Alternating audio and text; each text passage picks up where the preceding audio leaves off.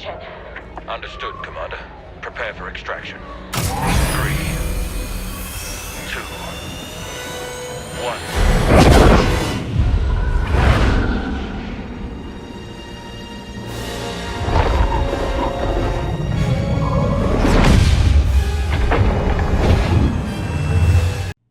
The story of the new Star Wars Battlefront games is really also a part of a larger story, the story of Star Wars itself.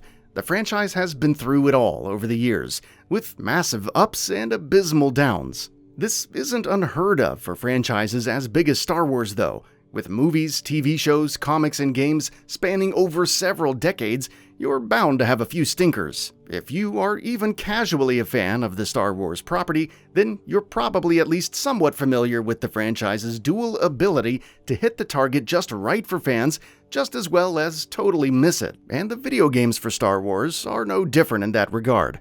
Before we go ahead, a quick request. We upload new videos every single day, and your subscription matters a lot. So, please consider subscribing and enabling all notifications by clicking the bell icon. With that out of the way, let's begin. The first Battlefront reboot game was underwhelming for sure, as it lacked content generally and didn't really dig into the strengths of the original Battlefront games, like the massive battle scenes, variety of characters, and compelling single-player campaign that made the game such a classic for its time. Instead, it felt like a shallow cash-in. Thankfully, part of the promise of Battlefront 2 was that it would address most of what was missing from the previous game. While it would make some meaningful strides in that direction, it would also cause a monumental calamity for the series, its publisher EA, and gaming as a whole that would go down in history as one of gaming's biggest snafus of recent years. Even more interesting, the game would also recover and reshape its image in such a positive way that it's now seeing a healthy resurgence in popularity that very few games that stumble out of the gate get to experience. Battlefront 2 was indeed an improvement upon the previous Battlefront reboot. It was a meatier game, a better-looking game, and would actually have a decent campaign. More locations, more characters, and more vehicles than the last game was a noticeable nod to the fans who had been giving feedback to EA since the launch of that last game. The promise of Battlefront 2 was a good one, and after many felt like they had a positive experience with the beta, there was all the reason in the world to be excited for Battlefront 2's impending release. It really seemed like EA had learned their lesson from the last game and were doing their level best to put out a game that was finally worthy of the Star Wars name, or at least the Battlefront name. The problem was that so much of the content that was teased to players was functionally out of reach for players who didn't have hundreds of hours to spare for the enormous amount of grinding that would be needed to even have a chance at the things that they wanted. The game had an in-game currency that wouldn't be spent on the things they wanted, but chances at those items through a gambling loot box system. Given the loot box mechanics and the insane amount of in-game currency needed to actually get anywhere, it was painfully obvious right at the get-go that the game was purposefully and thoroughly designed around herding its players into spending actual money, and a lot of it, to get the things they wanted and play the game how they intended. This not only sparked outrage among the dedicated Star Wars fans who felt bamboozled by the bait and switch, but also normalized the practice arguably more than any game before or since, which is a sin that many gamers still don't forgive EA and DICE for, perhaps rightly so.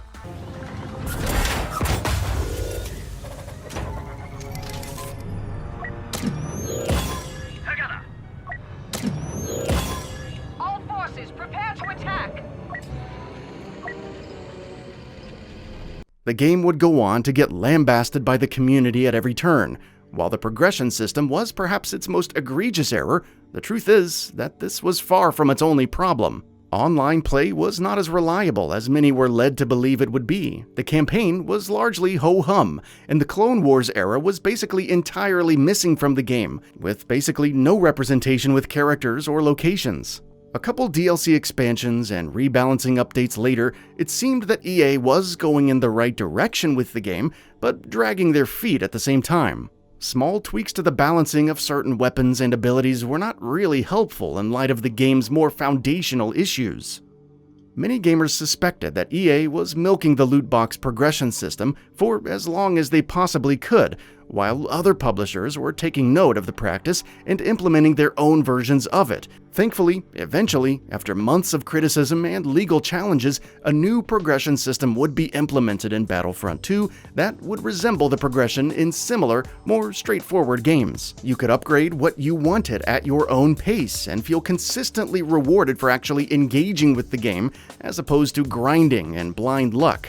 The characters were all unlockable, and more expansions were released for free, including the Night on Endor update that would offer a very different flavor of the game that almost felt like a horror game at times. EA and DICE would keep the goods coming though. Soon, they would release new outfits from the classic films, maps, as well as new modes like the classic fan-favorite Extraction mode, and the compelling 2v2 Heroes vs. Villains mode, as well as a lot more would come out for free, for all Battlefront 2 players.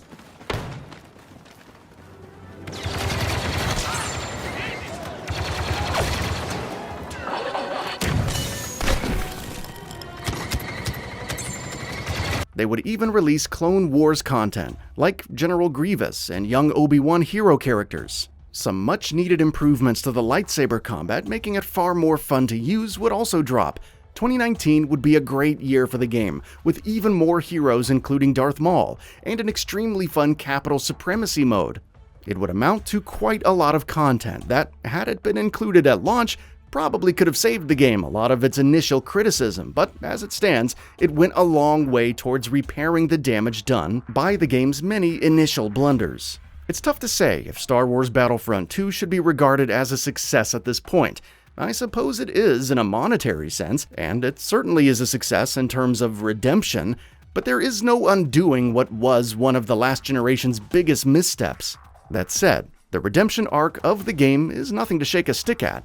Outside of perhaps No Man's Sky, no other game has redeemed itself so thoroughly as Battlefront 2 in recent memory. While EA still certainly has a ways to go to repair its general reputation, which has been contributed to by multiple anti-consumer mistakes over the last many years, the resuscitation of Battlefront 2 should not go unnoticed. With EA also bringing back Dead Space, and likely working on a better Mass Effect game more worthy of that moniker. Perhaps EA is finally turning over that new leaf that we've been hoping they would for so long.